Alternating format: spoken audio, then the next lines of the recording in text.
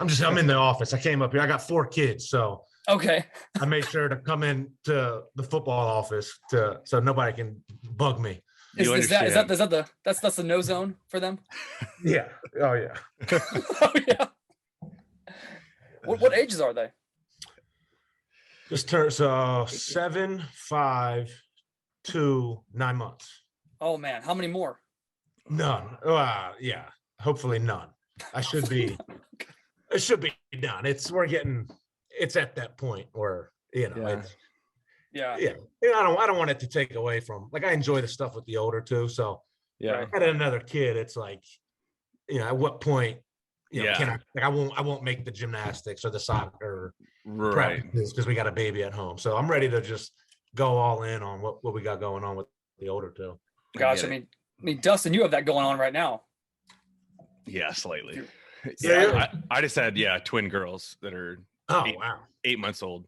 Oh, good. Congrats, man. That's awesome. Thanks. Yeah. But you playing those little games where you're robbing Peter to pay Paul. You got to take something from one of the other ones. And if you're an invested parent, which there's a lot that aren't, but if you are that way, your mind thinks totally different. And you want to do the best you can with all of them and equal, and try to be equal and give them whatever they need and that kind of stuff. But yes, absolutely. 2 girls.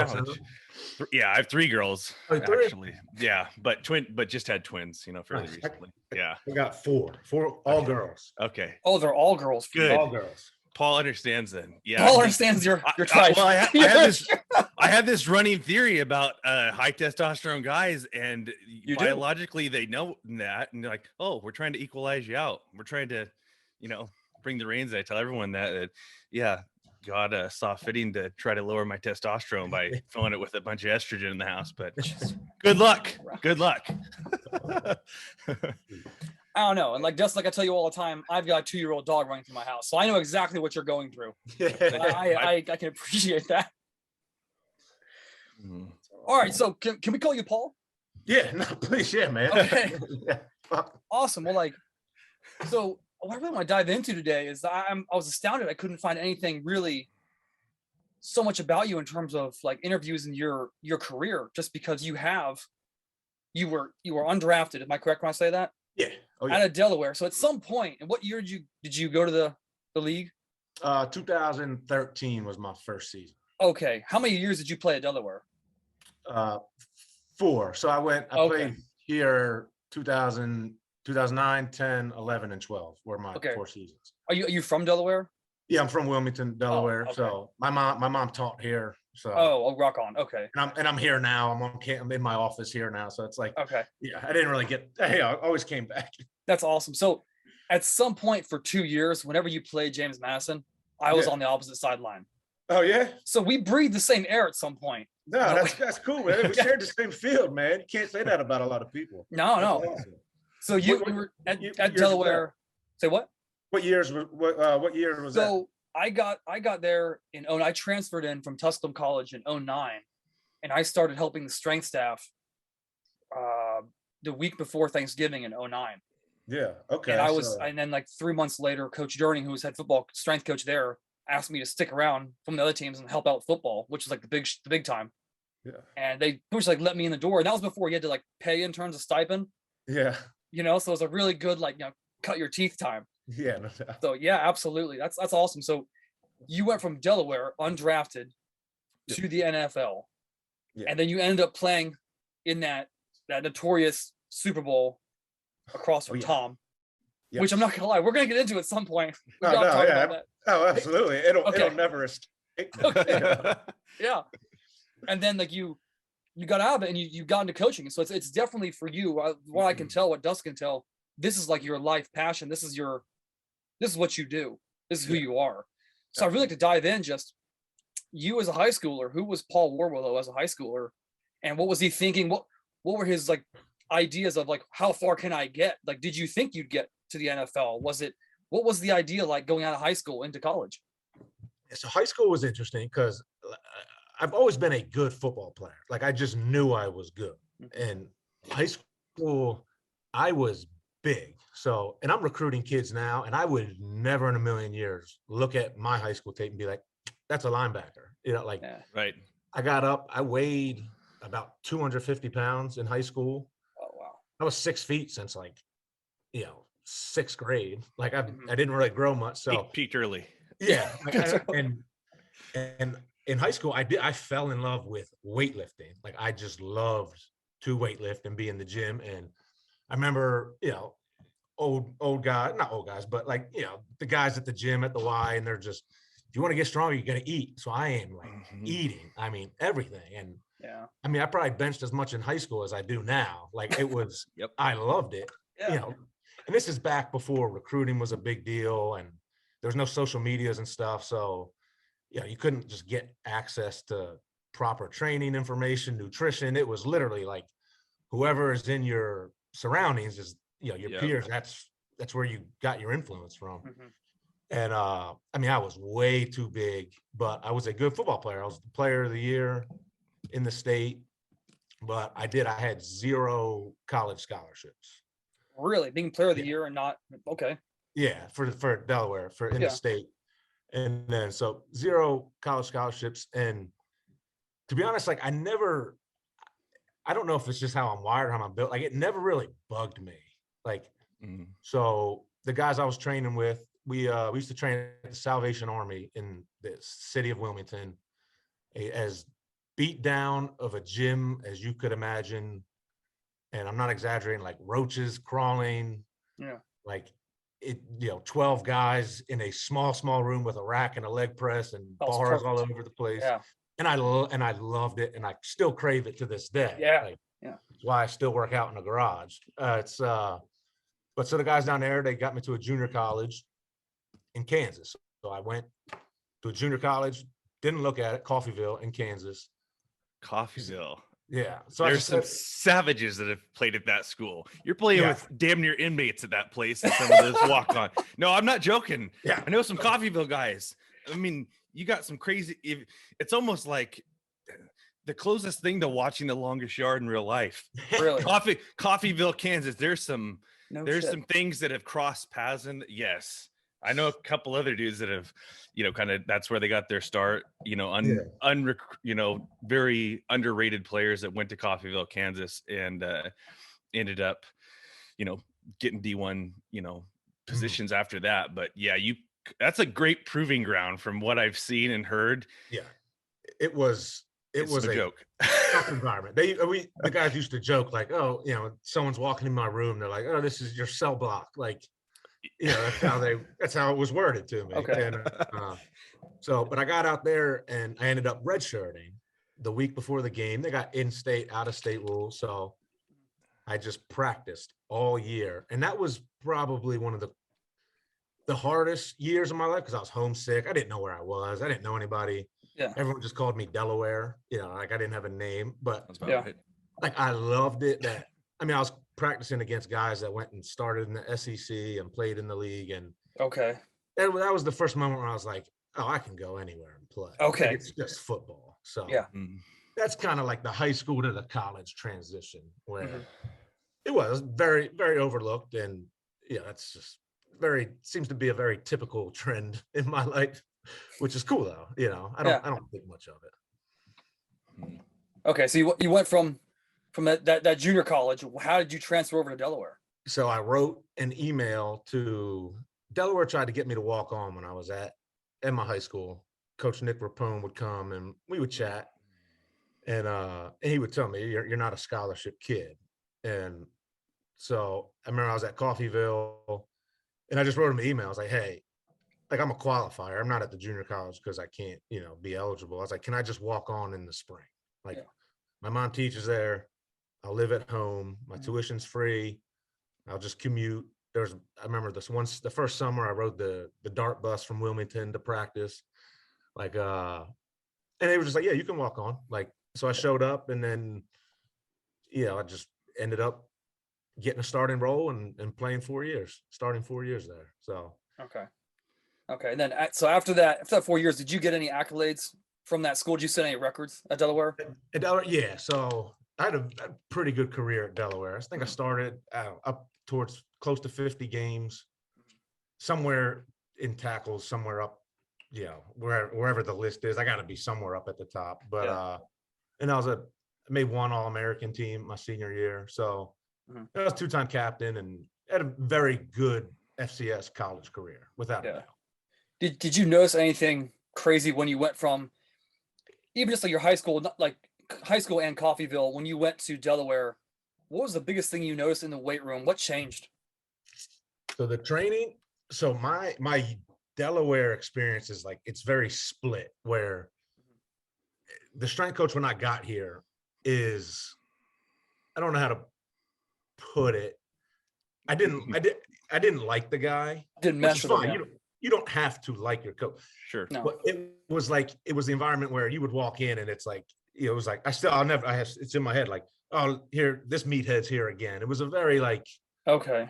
side comment where, so he ended up leaving, and then there's a guy, his name's Augie Morelli, and he's not in coaching anymore. Yeah. But he got here, and I think him getting here is a huge component of what allowed me to get to the NFL. Like, Okay.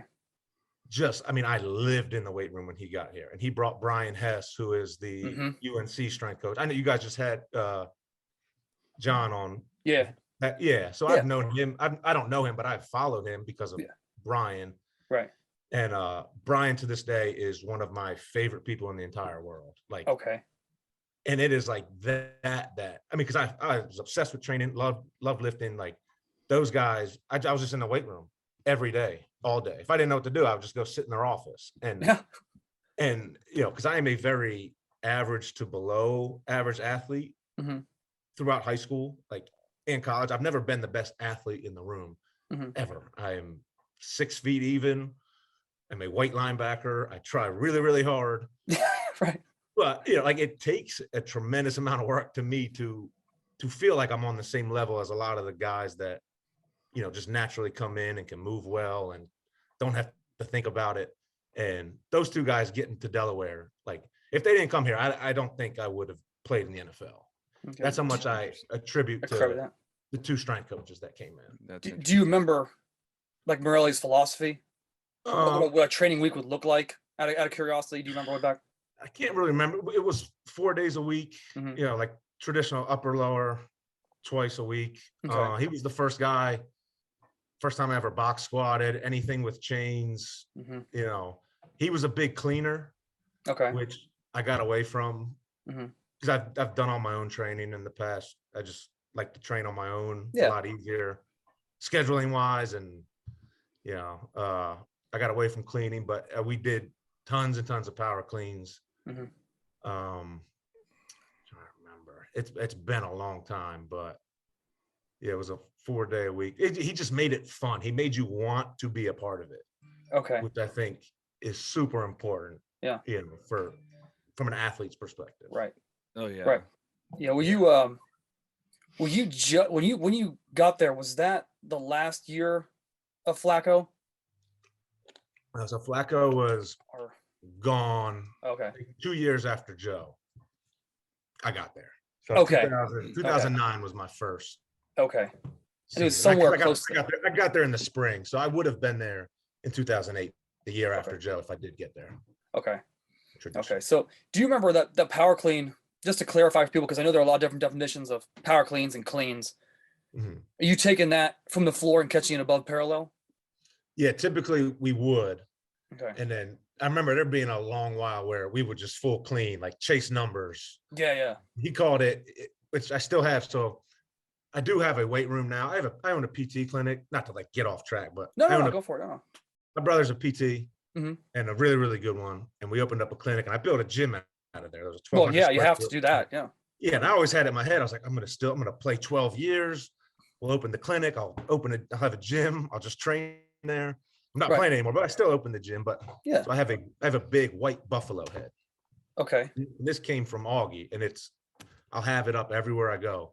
We always called it buffalo hunting. That was like we're chasing numbers. It's like the white noise when like you're straining so hard in a lift that like you don't remember hearing all the yelling. Yep. Yeah. So like he would put this giant ass buffalo head on your rack, like when you're gonna max out. And like it was that kind of stuff that like you just loved to be a part of. And we did chase big clean numbers, like full cleans, like Olympic, like catch it at the bottoms, strain, stand up. Mm-hmm. He was big into the Olympic lifting. He was, who was the guy? Star is who he kind of came up from. Okay. That was. Okay, so that book. Okay. Yeah, that was because he was at Johns Hopkins for a while and somewhere else. But do you remember the biggest clean number you ever saw in that weight room? Yeah. No, it might have been me. I hit 405, and I don't think he really. I mean, we chased numbers. Nobody else was really. This is back before kids really came in knowing how to clean. Sure. Mm-hmm. Nowadays high schoolers. I look up recruits and I go on their Twitter page. A lot of these people look good. Like, I wasn't doing any of this stuff in high school. Like, it was a different era. It was a different time. We were also taping our wrists to do cleans. Absolutely. So you came from the same generation. Like that's. I mean, that wasn't like that's how we learned. I mean, that's like that was common practice. No, it was.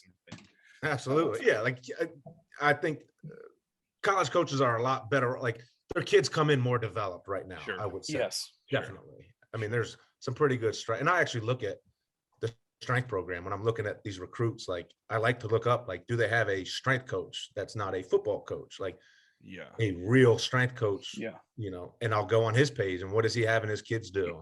Like, I don't know if every kid coach is looking at that with these kids, but I think it's super important. They're going to spend majority of their time in the weight room and training when they get here.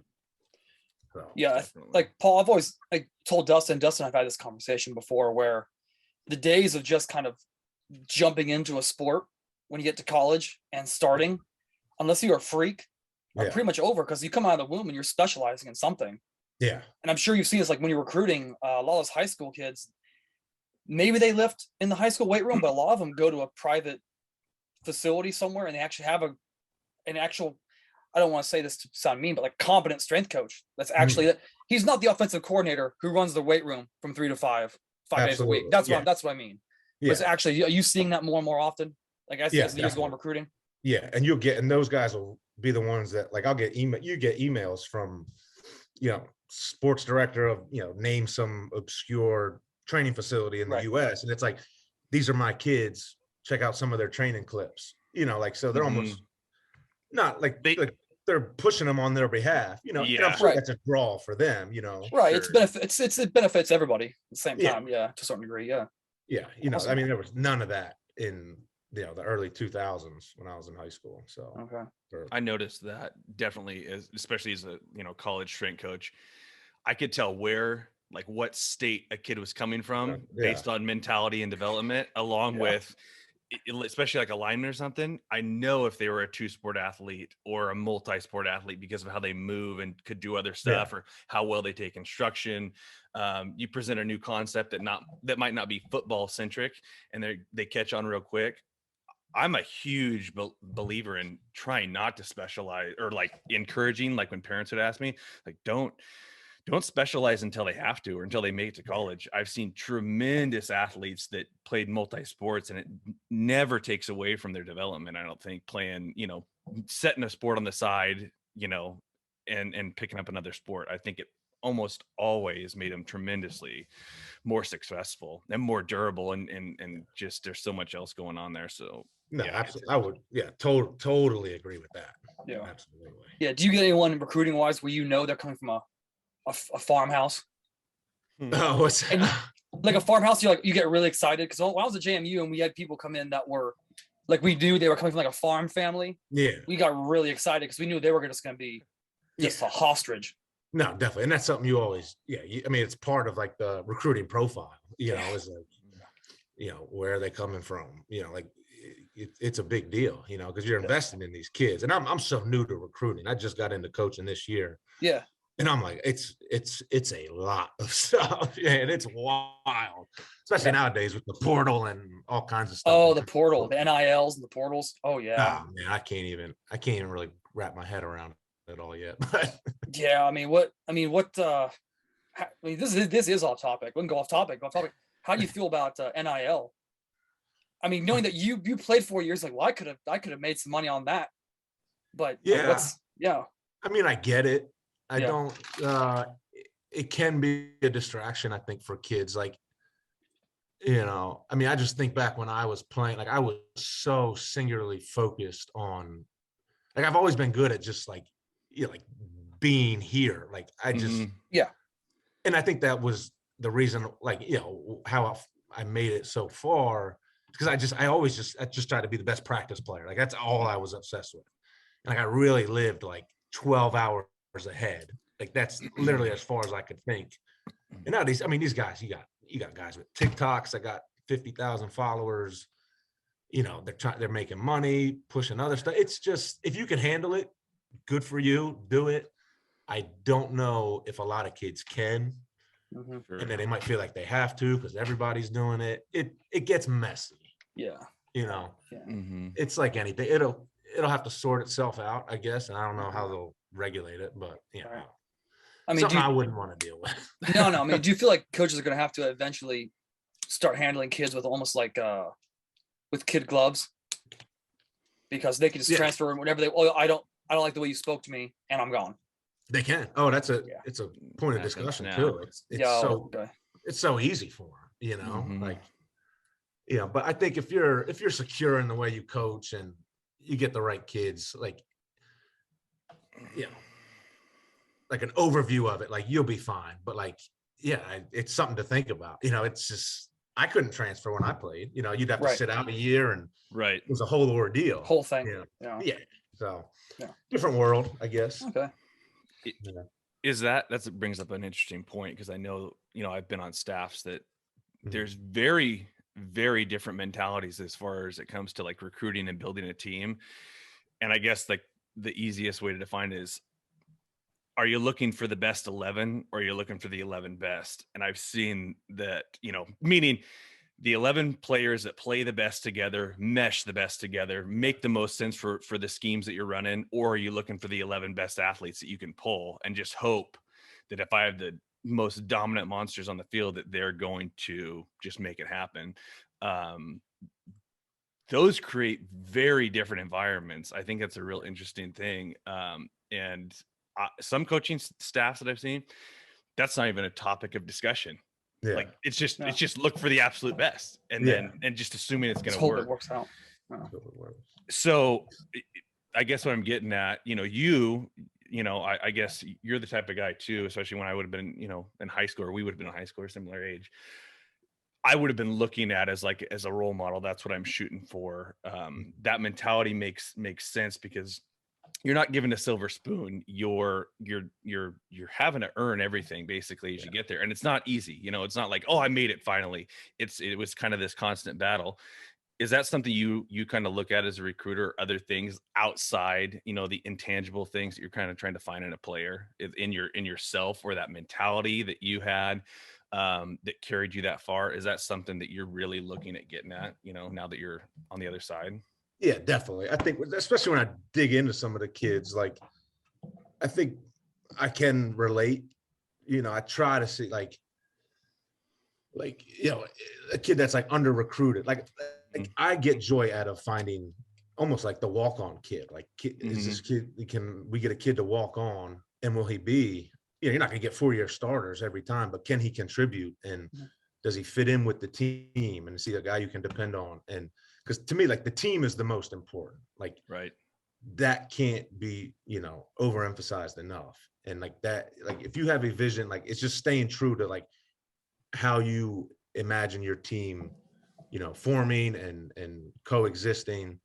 And so for me, and I'm not involved too heavily in recruiting, but I do it. And then that's always at the front of my mind. You're going to find good players. There's no shortage of good athletes nowadays. Like there's just not, Right. And if you don't find them, there's the portal. Like, I think a heavy emphasis has to be put in on the type of kid and the work ethic, and, what is he going to give you every day? Right. Yeah. Super critical. Yeah.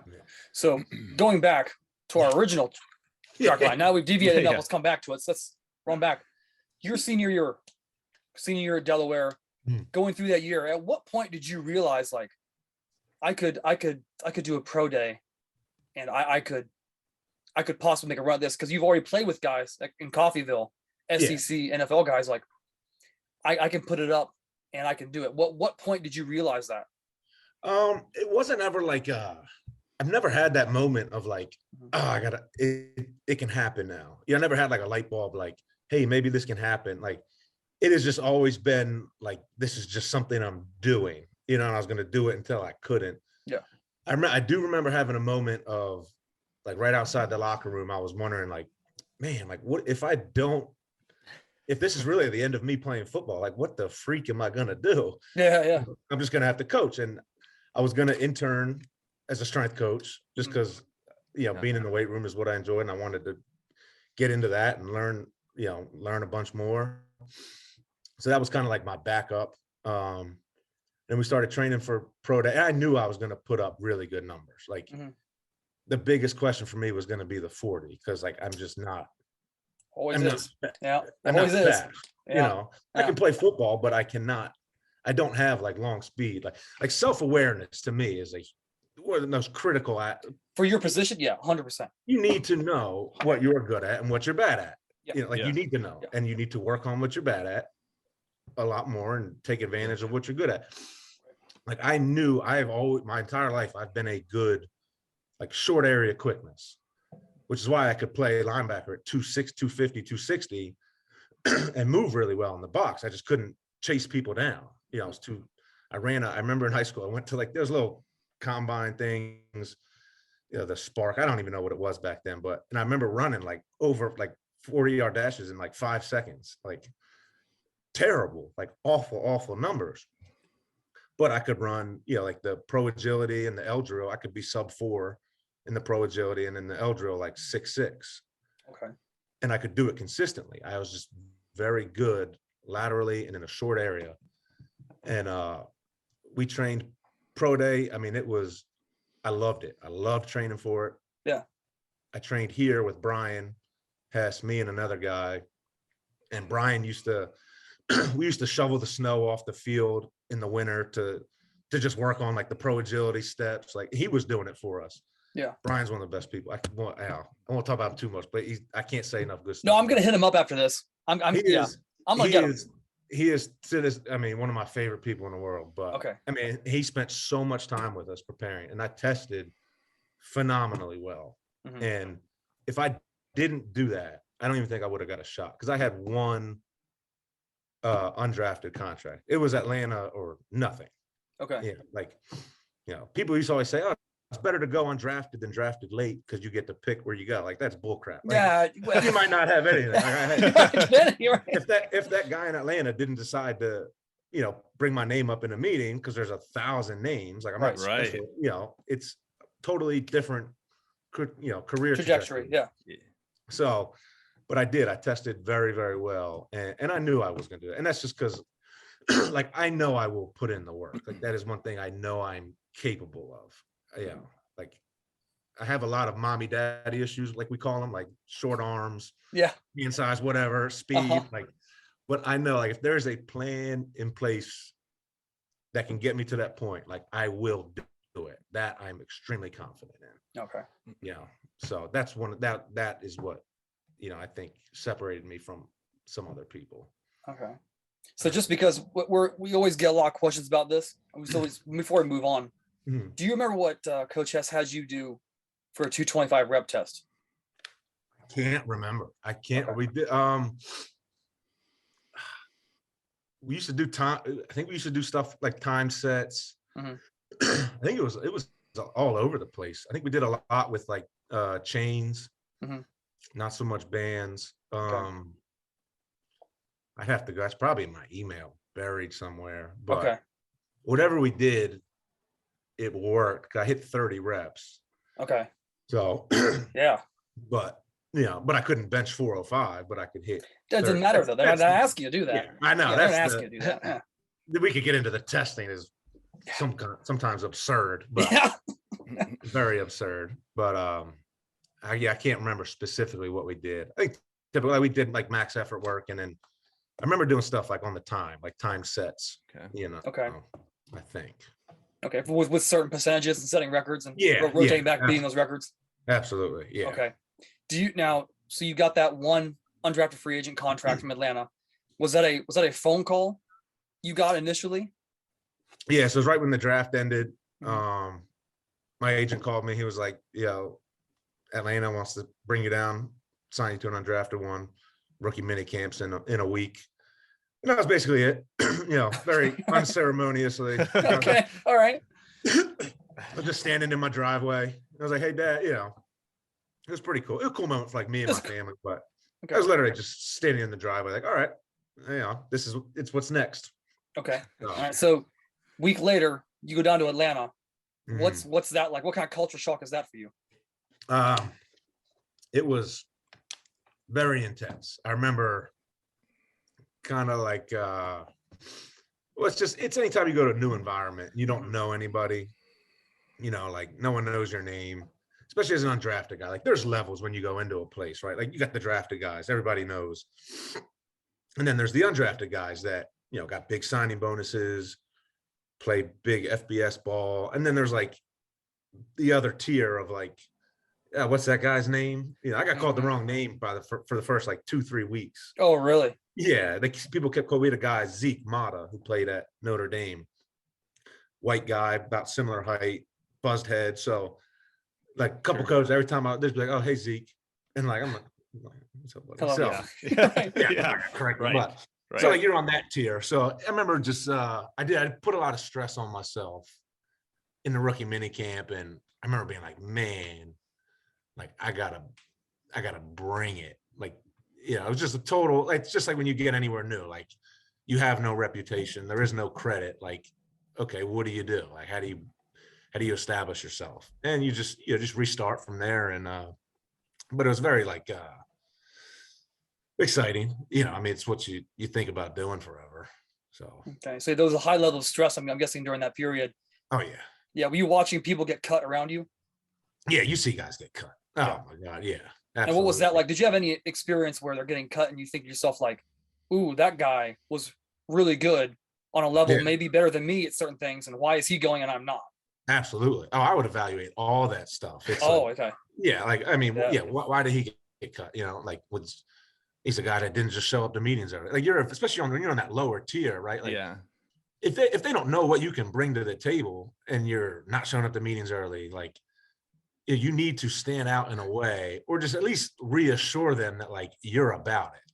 Yeah. They don't have to question a commitment level. Yeah. If you're not like that top tier athlete, like, hey, we know this guy can play ball. Like, if he runs a minute late, like whatever, like he's going to score touchdowns for us. He's going to catch picks, So I would evaluate it. Like, is there a trend of guys getting cut? Oh, I wouldn't overlook anything, Okay. Anything ever. But typically it's based off of play. You go out there, you mess up an assignment, you get corrected, you mess up the same one again. There's no time for that. Right. Especially in a profession like that. Oh, 100%. Yeah. 100%. You so you make the team. Yeah. And what's that first season like for you?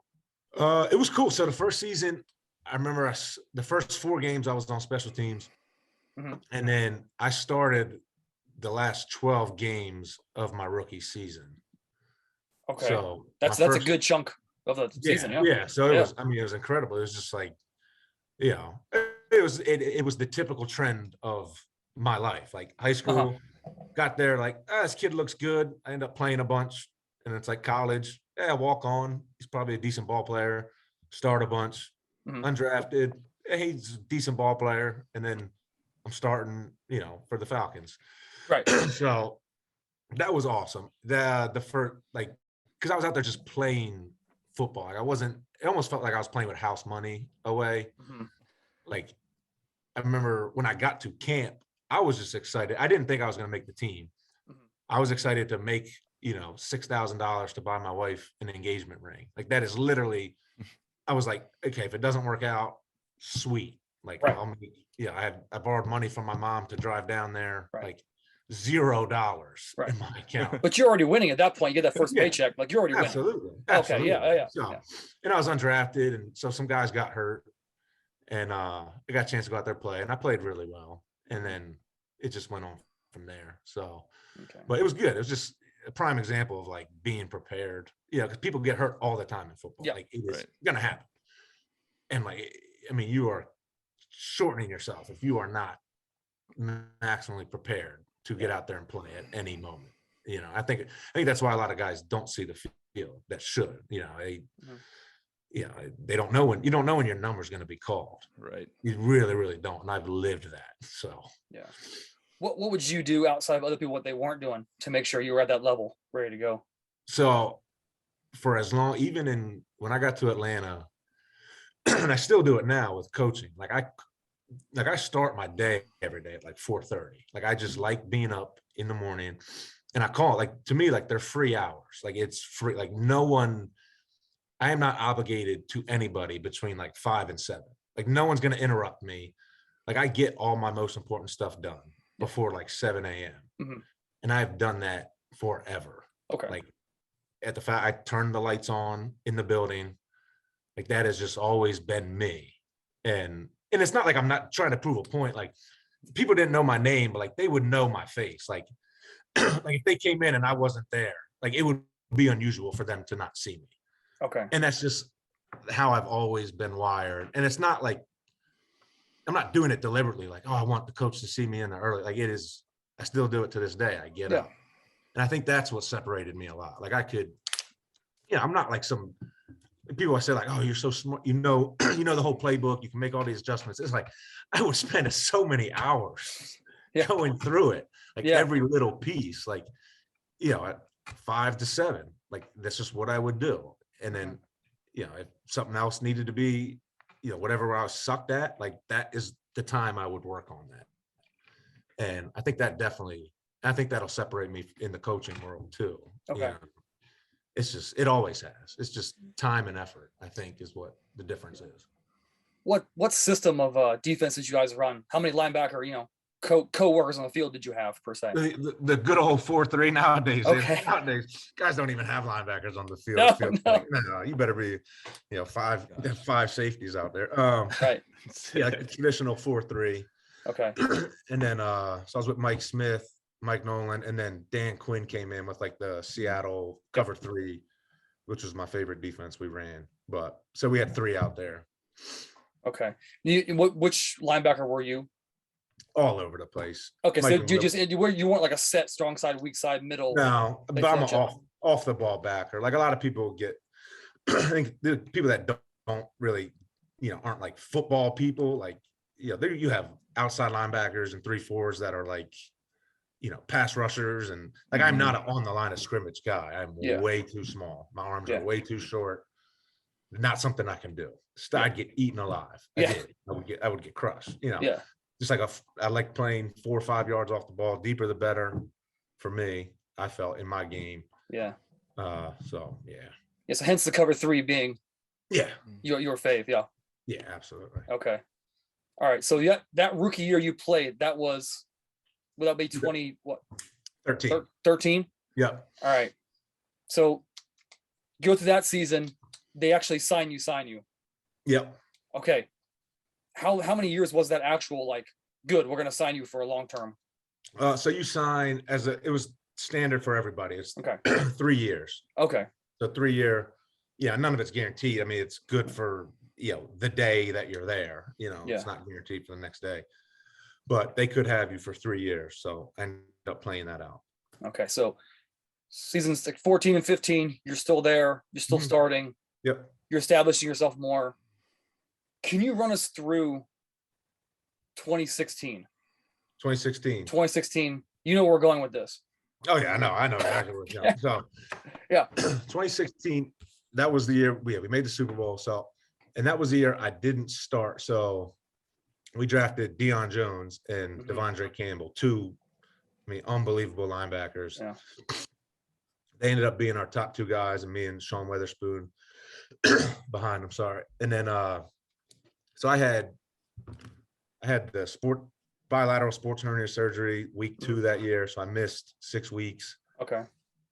And then we get on a roll, and then we, through the playoffs, NFC Championship, and then the Super Bowl that, the 28-3 that will never, ever leave. So I played in that. It never leaves me. Never leave. So right. now, I mean, I'm at Disney like 2 years ago with my kids, Yeah. and we're in line, and this dude, like 5 people in front of me, has some shirt on with like the 28-3 logo on the like the final score on the back and the halftime in front of your children, no less. Yeah. Yeah. I was like, why are you still staring at this guy? I just can't take my eyes off of him. Yeah. No, yeah, it'll never leave. It's no. I mean, it's an incredible game. You know, as a fan of football, right. You know, I can try to appreciate the other side of it, but yeah. When you were in that game and you guys were coming up, you're closing out the second quarter. What was going through your mind at that point? Was it still like a cautionary tale in the back of your head? No, not so much. Typical, like any other game. Like when you're rolling, like when stuff is working so well, it's like the game plan is clicking. Like that is what you go into the game. That is what you want. That's what you're trying to achieve.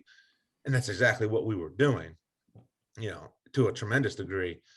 So, but you do think like, I mean, it's a Super Bowl. Like, you have a chance to be a Super Bowl champion, but it wasn't anything unusual. It wasn't like, it wasn't like high fives, like we got it, like it's in the bag. Like maybe like, if they ever make a documentary, they'll probably portray us like that, but it wasn't like that at all. I mean, it was business as usual.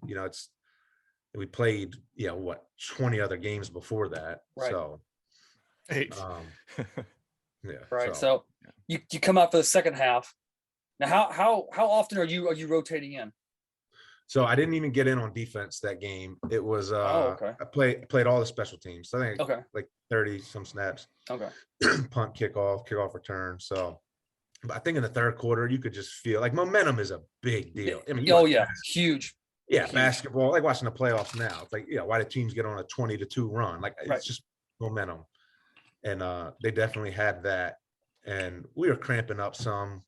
I think I'd have to go back and watch, but I think we played a bunch of man coverage against Tom.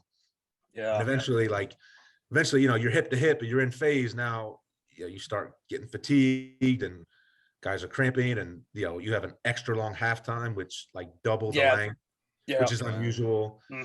So now now there is a little bit of separation, and Tom's making those throws. So I think that was a big part of it, So, but I mean, they got on a roll, and the confetti dropped on them. Right. Do you feel like with that extra long halftime? Do you feel extra long halftimes, and obviously NFC, AFC championships, playoffs to a certain extent, but Super Bowl especially, those extra commercial breaks, the extra long commercial breaks? Do you think they benefit the offense or defense more? I think the offense. I would say so, because I mean they're running set plays. They get to talk about what they're going to do, because everything we're doing is reactionary. I mean, we can pressure, we can come up with our own stuff, but like I don't know what we're doing until you line up. You line up and we adjust real quick. Yeah. Like I got to have a whole list of adjustments and things I want to change based off protections, or if I hear the center declare somebody, what am I going to do next? But I don't know that, and I'll have a 10-second window to do it. Yeah. But you do know that. So it's way better to have more time to just sit there, prepare, go through your call sheet, what's been working. It's definitely I think would benefit the offense. Yeah. After that game, y'all go through an off season. Do you remember what, if anything, changed the next season in that Atlanta locker room defensively? Well, so I wasn't there. That was the year I went to Detroit. Detroit, yeah. Okay. Yeah. So I wouldn't be able to speak on that. Fair. But I mean, it lingered, I mean, every article is like, every article is like, how are they going to respond? Like, well, they don't want to think about it at all. At all. Yeah. It's like, you just want to move on. Yeah. So how long were you in Detroit for? 1 or 2 seasons? Just 1 year. Just 1 year. Okay. How did you find that in comparison to being in Atlanta? So it was totally different. Way, not in a bad way. I enjoyed my time in Detroit, but so like the 2 years, 2015, 2016 in Atlanta will be the most like influential years of my life. Okay. Why? And that is from like Dan Quinn, who was our head coach, like what he brought of like just like the belief in people and team and environment and having fun doing it. Like it is a well of influence that like I keep drawing from in my own professional life now. Like that is the time I go back to. So like when I'm creating my style of like how I want to coach and connect with these kids, like it is a direct reflection of like those 2 years spent under Dan and his staff. So those are my 2 favorite years of football. It's hard to compare anything to it. Yeah.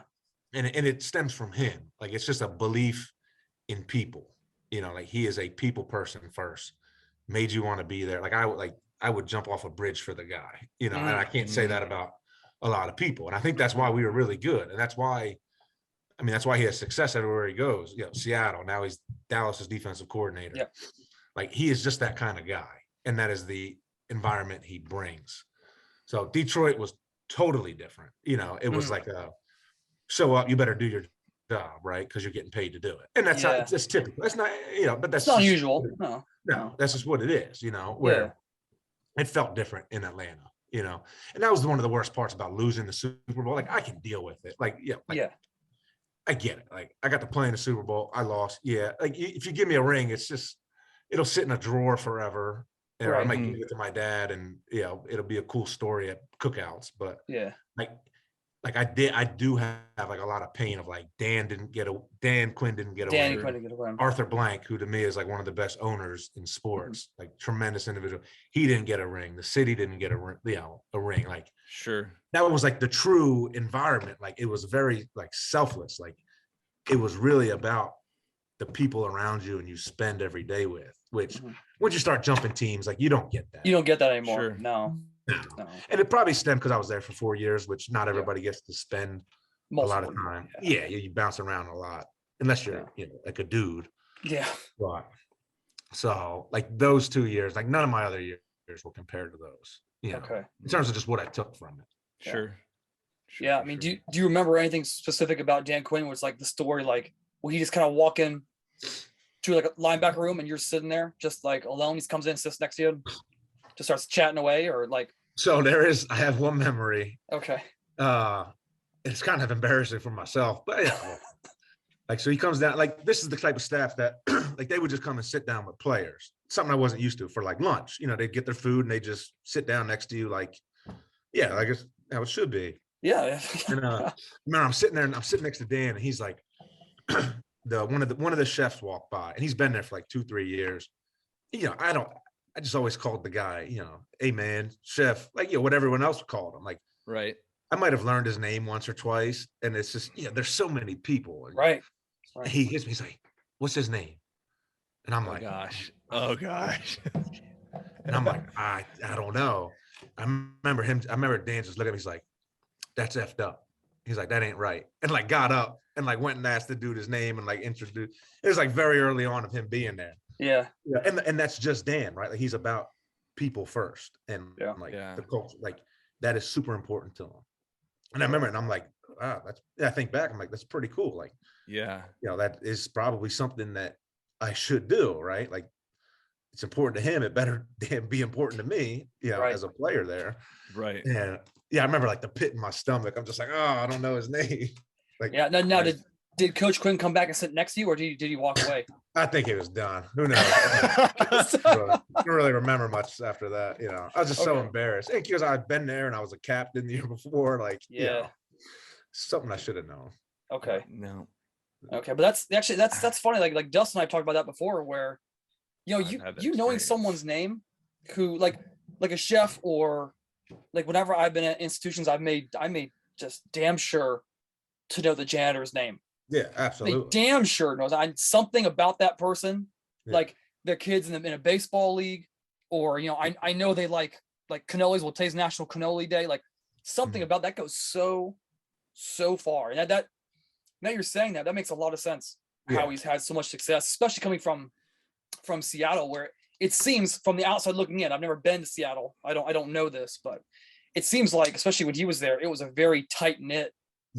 Very family. Like that's the way I can describe it. Like that's it's a powerful thing to create culture like that. I mean that's why I think that's why it stings so much when you're building a culture and an environment and an energy like that, and then you're not as successful as you absolutely should be, because it feels in your heart like, man, this is exactly how it should be done. Like, there's no reason why we shouldn't be absolutely the best at everything. And I mean, the scoreboard at the end of the day isn't the measuring stick of a program in that by any means, but yeah, I mean, if everyone, I mean, it's not even, I think you can extrapolate what's going on there in those environments. And if you apply that to real life, if you're treating the highest paid dude on your team and you're treating the chef with the same courtesies, I mean, look at what happens. I mean, look at the buy-in that you get from people. Look at the respect that you instantly get, Yeah. I mean, you don't have to spend a bunch of time trying to figure someone out when they do a few things that, like, oh, okay, I see how this guy operates. And you get so much, buy-in from someone's heart really quickly. It's incredible to be a part of something like that. I can see where you're drawing so much from those experiences, for sure. Yeah. So your time in Detroit, do you remember which head coach was there at the time? No, they've gone through quite a few. So it was Dave Caldwell. That's Caldwell. That was Caldwell years. Yeah. Okay. Coach Caldwell. He was he was the head coach, and then Terrell Austin was the D coordinator. Okay. Do you remember what defense they ran? It was still a 4-3, totally different, scheme wise, like a multitude of coverages. I mean, you had like everything, like a lot of show the quarterback a bunch of different looks, pre-snap, post-snap, what you would do. So we're like, in Atlanta, it was like, hey, this is what we run. We're really freaking good at it. We know what we're going to get to try and beat it. So, it was more about like your gameplay and your attitude and your run and hit that you would bring to the field, less about like, alignment, disguise and stuff. Okay. So it was, totally different to me, but I loved it because I'm an X's and O's kind of guy. Yeah. I just love drawing up plays. And you continually did that 5 a.m. to 7 a.m. Oh, yeah, absolutely. Okay, because that's just who you are, Yeah. I'll never be able to shake that. Right. Were you always that way? No. Yeah, so I used to lift before class in high school. I'd go in and lift at like 6 a.m. And that's kind of, I think, where it started. There was a teacher that was like, hey, like I lift in the morning. It's open. I have a key if you want to lift. And so me and my buddy are like, yeah, we'll do this every day, and just kind of stuck with me from there. Sure. Okay. Interesting. So coming out of Detroit, now was that the end? So I went to Philly. Okay. So, and Philly's 20 minutes from my house. I thought, how cool will this be? Like, I'll move back to Wilmington. And then we just had our second kid, and my family and my wife's family, live 5 minutes apart. I was like, cool. We'll move back home. I'll go play in Philly. All will be good. And they told me, like, I was going there to start at will, like a first 2-down backer kind of type, and then come off on 3rd down and play all the special teams. Yeah. And geared up for that. I think I was supposed to replace Michael Kendricks, who was a baller for them, Super Bowl. Really, really good linebacker. I was going to do that kind of role. And then first OTA, Skelly, low red zone, we're just tagging off, and this other linebacker trips on his own feet, plows through my knee. So I blow out ACL, MCL, meniscus. Oh, he plowed through it. Oh, he destroyed it. Crushed me. Yeah. So I never actually got on the field for Philly, but I was there, rehab, and then I rehabbed really well. They re-signed me for the next year. The hardware on the MCL kind of failed or whatever. So I had it like tacked down. And so I just kept swelling up over and over and over again. I couldn't run. And it was almost like, you're cleared, like spend 14 months, and I kept blowing up. And so they went in there, I had a second surgery, and so like the hardware just fell out where it was supposed to be, like in there, I guess. Just rejected it. That happened. Yeah. So they were just kind of like floating or like hanging in my knee.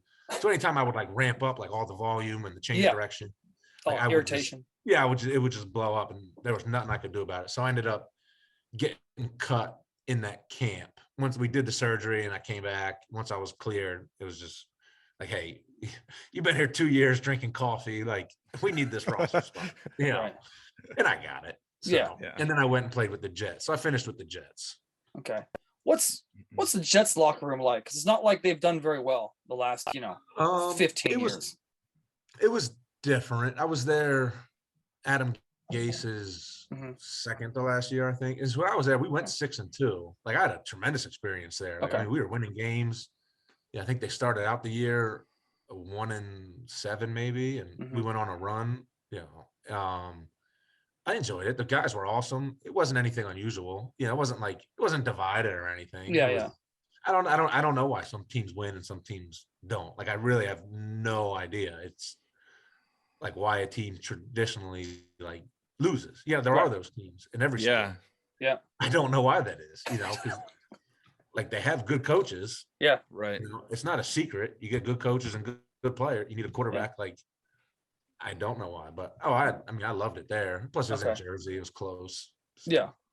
Who's the quarterback that year? Sam Darnold. That was his second year. Second year, because Yeah. Okay. No. Okay. So after that, did you decide to call it quits, or did you have to have like a forced quit option? It was it was weird. It was so I ended up the next year. I ended up coming back to the Jets with the whole COVID. So 2020. 2020, yeah.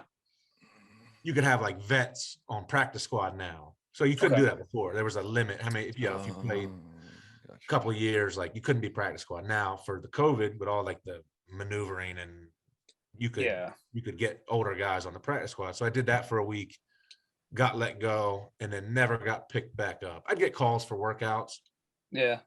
I think the COVID thing kind of like you can add my career to that death count. Not to make light of it. I know some I get you. No. Yeah, like it's fair. It was and I don't mean, but like it was, you couldn't really get workouts. Like teams would call and it's like, well, before it would be, they'd bring in 6 linebackers, right? You just work out and they would just take, who they wanted. Yeah. Well, now it's like, oh, they got to bring someone in for a week.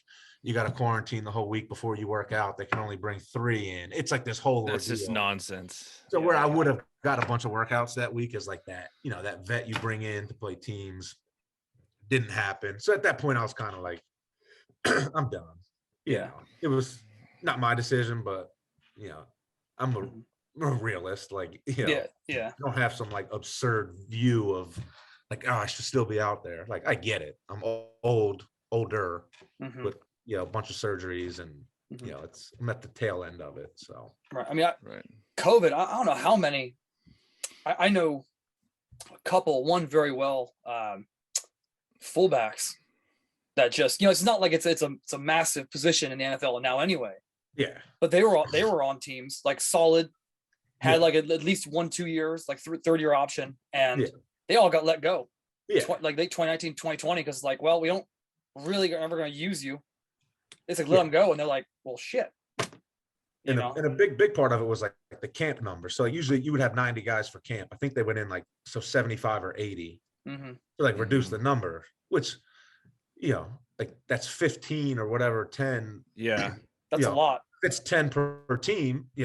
That's a lot of players not going to camp to try and earn a spot. So it made it definitely made it tough for a lot of guys. So So did you after that, when you realized like okay, like I'm a little older, I got this injury, despite it being back, it's on my CV, so they're gonna see it. It's COVID. I'm done. Did you go through any like, oh my God, like what am I gonna do withdrawals? Oh, absolutely. Okay. Oh, yeah. What was that like, and what did you find to get through them? Because I know there are a lot of players that's I won't say suffer, but have that when it's over and they have to find a way. What happened and how'd you adjust it? Yeah, it's definitely like it. You do get through like there is like a dark time where it's like, like I mean, it's like, what do you do, right? Like everything I've done for year after year is like I would wake up and it's everything I do is geared towards performance, right? Like how I eat. Like I wouldn't eat without thinking about, how's it going to affect, what time of year is it? Can I eat this? Like and for someone like me who would like needed to maximize every single part, like everything, it's like, now what, And I would go through that. Like you have zero experience for work. I mean, you make, you financially you're set, but like that only goes a certain way for like mental health, right? You still need something to wake up and have a drive reason for being, right. And there's not a lot that can replace that void that I learned, like, yes, family is the most important thing in the world. Like it does not fill that void, right? Like you need to go out and work, especially, my personality. Like, there was definitely like a good, many months where I'm just like, what the freak, It's a lot of displaced energy. Yes. Like, I'm still training, like I'm gonna play, like I just couldn't stop. Right. And you look and you try to get into stuff like, I opened a business and I was running that for a while. Like that's not something I want to do. Like I just don't want to do it. Right. Like I don't want the roof is leaking of our commercial lease. And it's like, I just don't want to deal with that stuff. Right. I mean, I do it, but I have partners that, handle that stuff now that I'm coaching. Yeah. I'm much more in my environment now, but you have to try and find a way to fill that void, which is way easier said than done. And like training for me has been an outlet, like without a doubt. Like it is like the foundation of like my days, right? Like I don't miss training still, like just because I'm done playing, like it is a big deal. My wife will tell you, like if I don't get to train, right, like it is still as big a problem now for me as if I was still playing. So I think that does fill the void a little bit, but like once you're done playing, you'll never get to play again. Coaching is not playing. No. No. It's hard. You'll never get to replicate that. A lot of it's like the locker room, right? It goes back to like the people, like the relationships you cultivate. Like you can't get a locker room vibe for the rest of your life. Right. You can go coach and kind of, but like guys, just as sore as you both just got yelled at by a coach or, I don't know, just similar stresses, right? Right. And you spend all day with those guys and you never get sick of them. Like you'll never get that again. Like I'll never get that again. Right. I think that's it's not the playing ball. It's just it's that over and over and over again. It's that lifestyle of, it's just gone. So you just keep it moving. But there's definitely a good, my wife would tell you, it's just like, it's hard to move on. Yeah, but you would definitely say that keeping training as a cornerstone in your weekly layout, what it looks like this is a time, could be the 5 a.m. to 7 a.m. time where it's sacred. I don't have my phone on me. There's nothing else exists in that moment. No, absolutely. Yeah. I've talked to you about this at length. Like when we set up our weeks, like it's almost set up around when we train. Oh yeah. It has to be, because that's literally that's quite awesome. All three of us, that's our profession. Yeah. No, so if you're not like doing that as your job, part of your job, even if you enjoy it, it's your passion.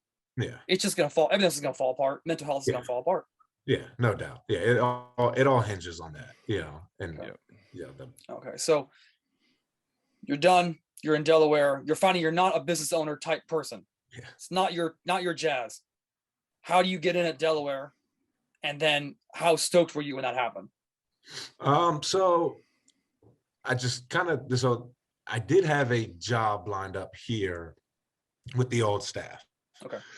So there was like a year layover where I was going to come in and like, you're at the bottom, which like you get like playing does not mean crap for coaching, right? Like I'm as unexperienced as anybody, and as it should be, right? Like just because you played, and coaches love to tell you this too. They're like, playing doesn't mean you're going to be a good coach. I'm like, yeah, I know. Like, I know that's like being a good coach means you're going to be a good coach, right? Right. Like I get it. I think a lot of guys do gatekeep the coaching profession, like the traditional older coaches. Oh, no yeah. doubt. But, be another topic. But that's an off-camera topic. We save those for later.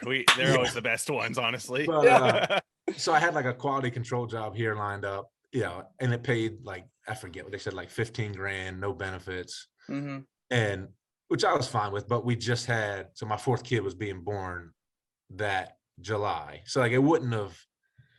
To justify it to my wife, who's very pregnant with a full C-section, it's like, I'm gonna go make 15 grand and be gone 100 hours a week. Right. So I had to pass on that, and I was training people out of our gym. I was a bunch of local high school kids, and I enjoyed the crap out of that. Like, I loved it. But I'd go to their games. I'd go to, and I'm on the other side of the fence, just like, like I'm gripping the fence, just like I can't stop, like, because I want to like coach them up. And that's when I realized, like, I have to, like, at all costs, like, I have to go coach. Like, I have to just get a year under my belt. We'll find out if it works with the family, because we're still figuring that out. Like, I do it for kids, and I don't want to, trade. Not that I'd be a Hall of Fame coach, but like, I don't want to trade like a gold jacket for relationships with the kids, because a lot of coaches do that. 100%. You see it all the time, and that's not something I'm willing to do. So we're still trying to figure it out, but this is like the thing for me to do. So new staff comes in, they retain the linebacker coach, the D coordinator. So I tell them, like, I will volunteer, I will work for free if you give me an actual title and real responsibility, as if I'm a full-time staff member. So I'm technically a volunteer coach who works full-time, just to get the experience recruiting. I mean, I get to run meetings, do installs, do individual drills. So, but technically a volunteer coach, but I'm on staff. So just kind of, and to them, it should be, I do have a wealth of knowledge, and I know I can teach kids. Like, I know I will be a better coach than I was a player. Like, I'm just very confident in that. I really, really believe that. So here I am now, and I freaking love it. Yeah. And I'll coach for the rest of my life. Whether if it works with the family, NFL, college, or if not, I'll go find a high school to coach at or something. Like, it is what I need to do. Yeah, sure.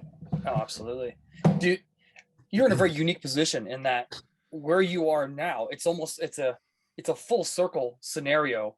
So you can, do you at times actually see yourself in those kids at Delaware, and you're like, oh, I wore that exact same uniform, I was on the exact same field, I know exactly what you're going through. So don't tell me I don't, because I know exactly what it is. Absolutely. And there's a lot of kids that kind of remind me of myself.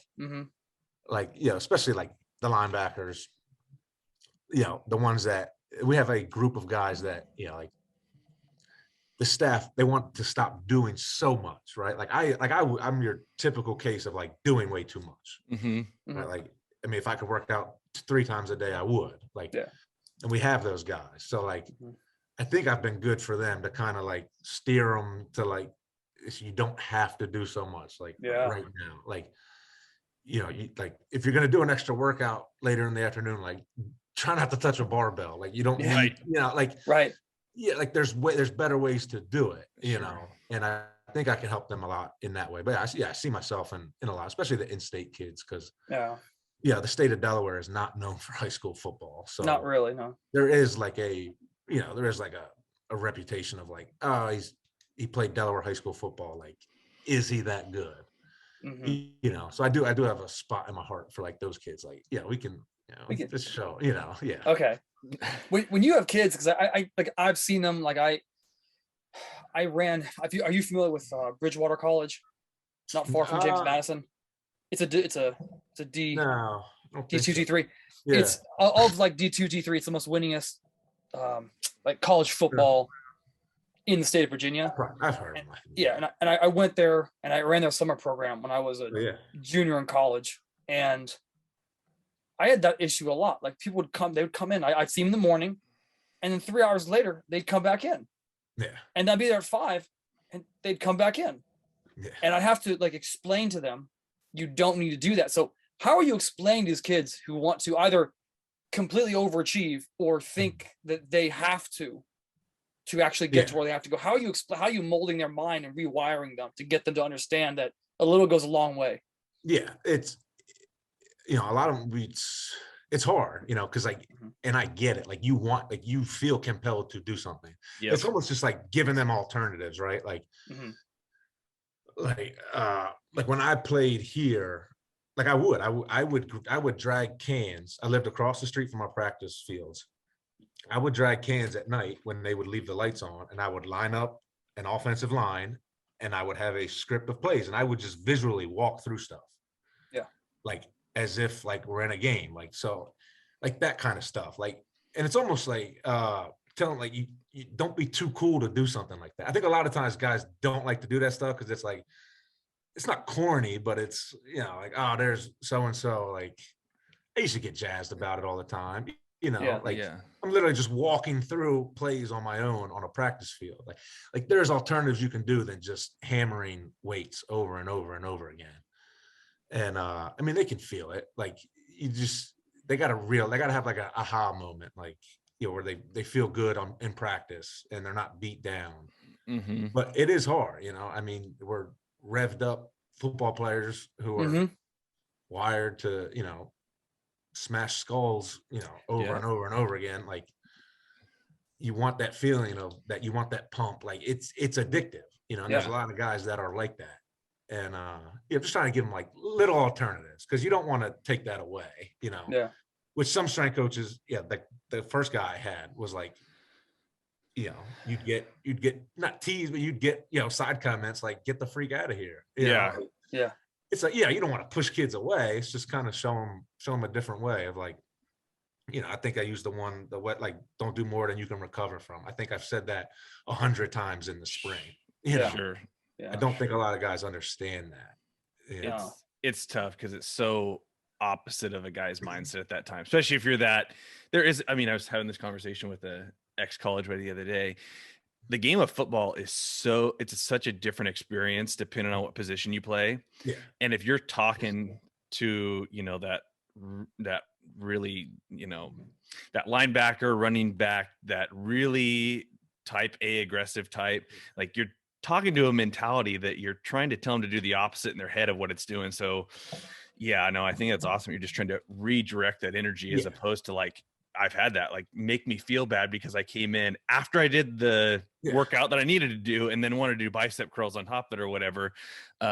It's tough. I encountered that a lot, when I knew better with athletes, and I never wanted to tell them no, like get out of here, because I'm appreciative that they're there and they have that energy. But it's a delicate thing. It's tough. It's tough. But that's good that you're doing it that way and you see that there is a better way than just what we experienced before. And there was the strength coach I had in Atlanta. He's the first one that did that because I would come in and I'd come in later in the day and I'm like, I'm gonna jump rope, hit the bike. I don't know. I might clean some more. I might snatch. I loved Olympic lifting. It's something I always thought I was gonna do when I was done playing. And he was the one, Jesse Ackerman. I think he had some Westside background, but he was the one. Like he put me on a sled. He was like, you just drag the sled. Like, this is what you're gonna do. And I did it, and at first I was like, am I really getting anything out of this? And then, a whole off season of that being my extra workouts of like, my heart rate's not like I'm not, gassing myself out. Like I did have like that aha, like, I do feel pretty good. Yeah. I do feel grounded. I don't feel worn out. Like I'm still motivated every day. And so it's kind of like similar to that, like how he did it for me. But now I'm doing it from like a position coach perspective where I'm not in the weight room, Sure. So do you remember when Coach Ackerman had you pull sleds, how that translated over for you? I felt better, like my hips, my hamstrings, everything. I wasn't like, I would come in, I would clean. Like I loved cleaning. Like I loved cleaning and jerking. I loved snatching. And I mean, I had jacked up hips. My back always hurt. And we kind of transitioned to that. And I just felt fresher all the time. I don't know how to put it, but I felt like I recovered better from workouts, And we would do like eight trips of like 60 yards. We would just put it through there, put it through the maybe one plate, two plates maybe. Yeah. But but he took the time to kind of like redirect my your compass, your work compass. Oh yeah. Like I'm coming in, right? Like I'm gonna. Yeah, it's gonna happen. I'm coming. That's what you realize. You can't turn them off, because that's what I realized. This is so funny, and this is my aha moment when I'm like, I'm never telling a kid to get out of the weight room.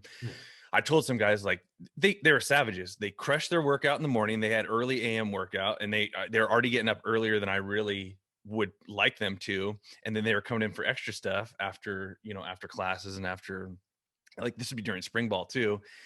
And I was like, you guys I was nice about it. You can't be in here. Like, you gotta, like, go eat, go do anything else. And I would leave that weight room just to not stare at the paint on the walls, because I was in there for 17 hours, and I'd go to the rack, like the weight room for the school. And I'd see all those dudes in there pumping iron in there. So I'm like, well, this is freaking stupid. You guys just snuck away. And I wasn't mad at all. I was like, what are you guys doing? I'm just gonna hop in with you. We're not doing this shit anymore. And then, I was like, we're gonna do active recovery, and I'm actually writing active recovery for you to do, and we're gonna do that. And I built some of the best relationships because of that experience. Is like, I'm an idiot. That's cool. Yeah, I think. Well, I mean, at the end of the day, too, they're college kids, they're males. Yeah. A lot of those top end guys, they're testosterone driven males. Like, would you rather have them in a weight room doing like a bunch of bandit stuff and doing like sleds, or out on the town? Yeah, absolutely. No That's doubt. what happens. Yeah. Yeah. There's two. Paul, you've been there, I'm sure. So yeah.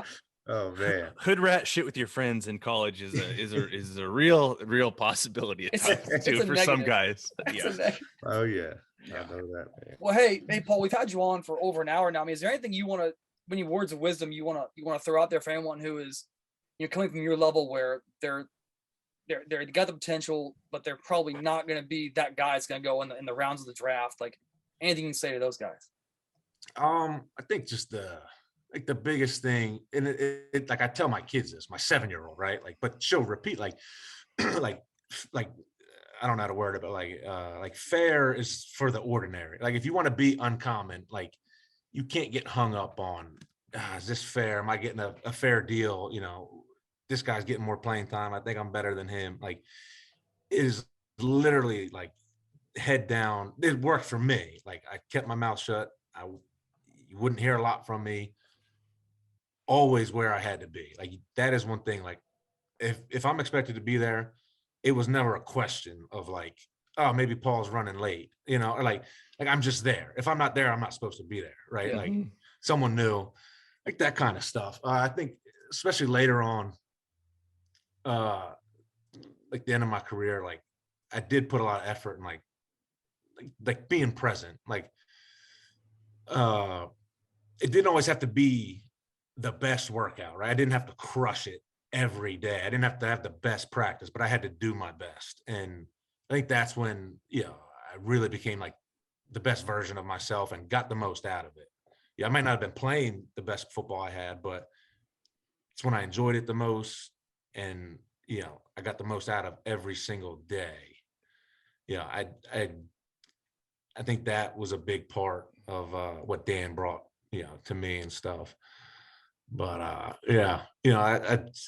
everywhere I go, it's it's not fair, but it's some guys are going to get reps, some guys aren't, and you better be ready when your name is called. You can't get hung up on the stuff you can't control. And I think that's what I did a real good job of.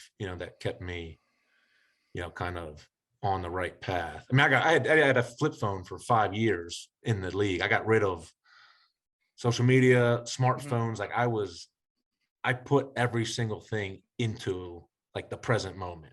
Yeah. And that's what I invested in. And I think that's what allowed, an overweight 5 flat 40 guy in high school to play 8 years. It had to be the day by day. I never worried about, accomplishments or if I was going to get signed the next year. I invested so much in that moment, in time.